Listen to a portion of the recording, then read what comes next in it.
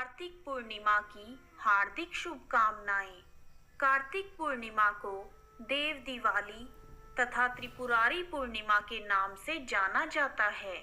धार्मिक ग्रंथों के अनुसार भगवान विष्णु ने कार्तिक पूर्णिमा को मत्स्य अवतार धारण किया था तथा इसी पावन दिन भगवान शिव ने तारकाक्ष, कमलाक्ष तथा विद्युन्माली के त्रिपुरों का नाश किया था। त्रिपुरों का नाश करने के कारण ही भगवान शिव का एक नाम त्रिपुरारी भी है। इसीलिए कार्तिक पूर्णिमा को त्रिपुरारी पूर्णिमा के नाम से जाना जाता है। इस दिन गंगा स्नान व दीपदान का विशेष महत्व है। कहा जाता है कि कार्तिक पूर्णिमा के दिन ही तुलसी जी का वैकुंठ धाम में आगमन हुआ था। इसलिए कार्तिक पूर्णिमा के दिन तुलसी माता की पूजा का विशेष रूप से महत्व है। कार्तिक पूर्णिमा के दिन ही सिख धर्म के संस्थापक गुरु नानक देव जी का जन्म हुआ था।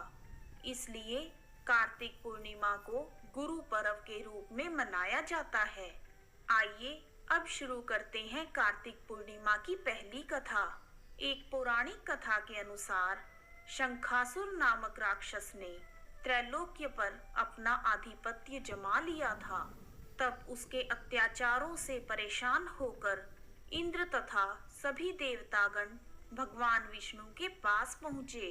देवताओं को उनका वैभव लौटाने और शंखासुर का वध करने के लिए भगवान विष्णु ने मत्स्य अवतार लेने का फैसला किया। जब शंखासुर को पता चला कि सभी देवता भगवान विष्णु से सहायता मांगने गए हैं, तब उसने देवताओं की शक्ति के स्रोत वेद मंत्रों को हरने का प्रयास किया।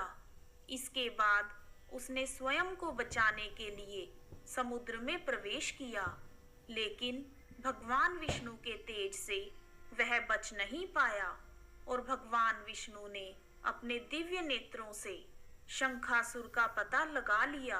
उन्होंने मत्स्य अवतार लेकर शंखासुर का वध कर दिया और वेद मंत्रों की रक्षा करते हुए देवताओं को उनका मान सम्मान तथा वैभव वापस लौटाया। अपने मान सम्मान तथा वैभव को पुनः प्राप्त करके देवता बहुत प्रसन्न हुए और इसी खुशी में देवताओं ने दिवाली मनाई। इस प्रकार कार्तिक पूर्णिमा की पहली कथा पूर्ण हुई। आइए अब शुरू करते हैं कार्तिक पूर्णिमा की दूसरी कथा।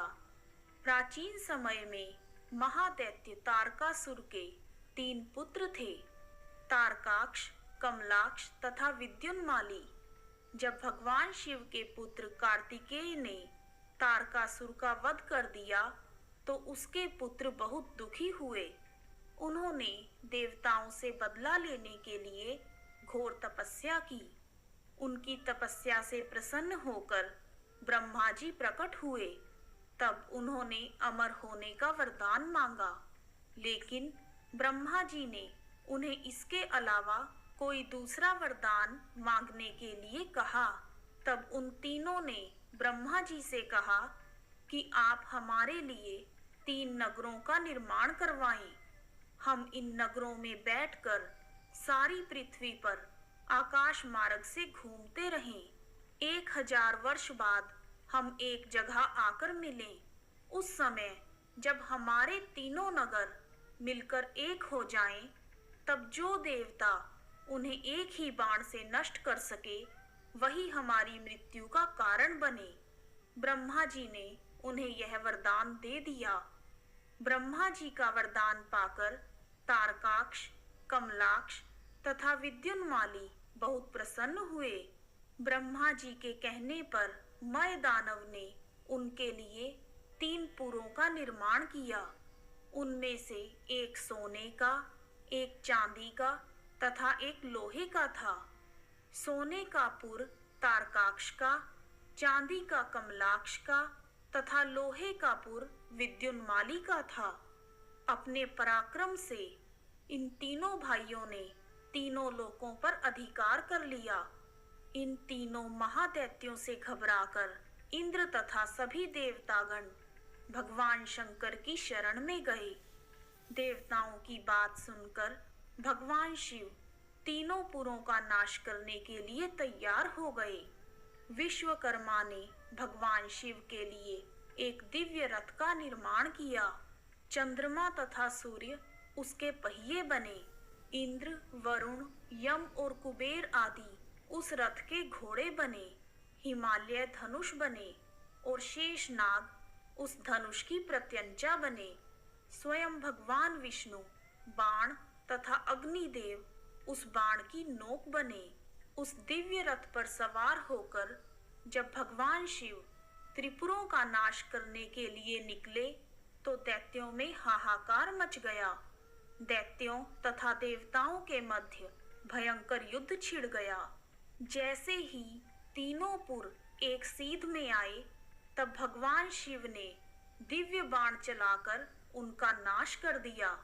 त्रिपुरों का नाश होते ही सभी देवता भगवान शिव की जय जयकार करने लगे, जिसके उल्लास में देवताओं ने खुश होकर दीपक जलाए और दिवाली मनाई।